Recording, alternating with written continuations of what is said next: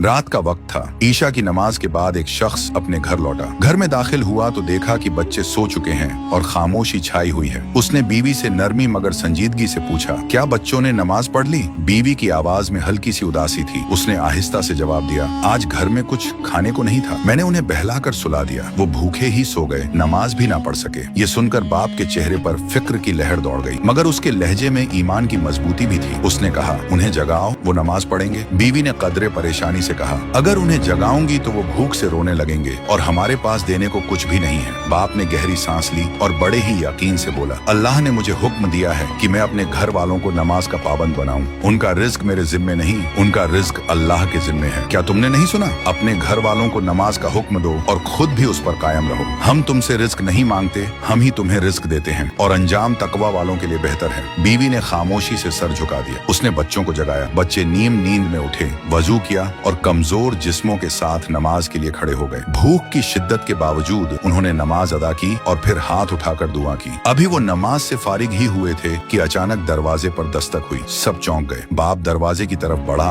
और खोला तो सामने एक अजनबी खड़ा था, जिसके हाथ में एक बड़ी सी दस्तरख्वान थी, जिस पर तरह तरह के लजीज खाने सजे हुए थे। उसने कहा, ये खाना अपने घर वालों के लिए ले लीजिए। बाप हैरान होकर बोला, मगर आप कौन हैं और ये सब क्यों दे रहे हैं? वो शख्स मुस्कुराकर बोला, मैं एक अमीर आदमी के लिए ये खाना लेकर जा रहा था, मगर खाने से पहले हमारा आपस में झगड़ा हो गया और उसने कसम खा ली कि वो कुछ नहीं खाएगा। मैं ये खाना वापस ले जा रहा था, फिर दिल में ख्याल आया कि उसे किसी ऐसे घर में दे दूं जहां वाकई जरूरत हो। मैंने सोचा जहां मेरे कदम रुक जाएंगे वहीं दे दूंगा, और अल्लाह की कसम मेरे कदम आकर आपके दरवाजे पर ही रुक गए। ये सुनकर उस शख्स की आंखें भर आईं। उसने फौरन आसमान की तरफ हाथ उठाए और दिल से दुआ की, ऐ मेरे रब, मुझे और मेरी औलाद को नमाज कायम करने वाला बना दे और हमारी दुआ कबूल फरमा। इस लम्हे उस घर में सिर्फ खाने की खुशबू नहीं थी, बल्कि यकीन, सब्र और अल्लाह की रहमत की एक ऐसी फजा थी जो दिलों को हमेशा के लिए बदल देने वाली थी। ये वाकया याद दिलाता है कि जब इंसान अल्लाह के हुक्म को तरजीह देता है तो अल्लाह वहां से रिज़्क अता करता है जहां से गुमान भी नहीं होता।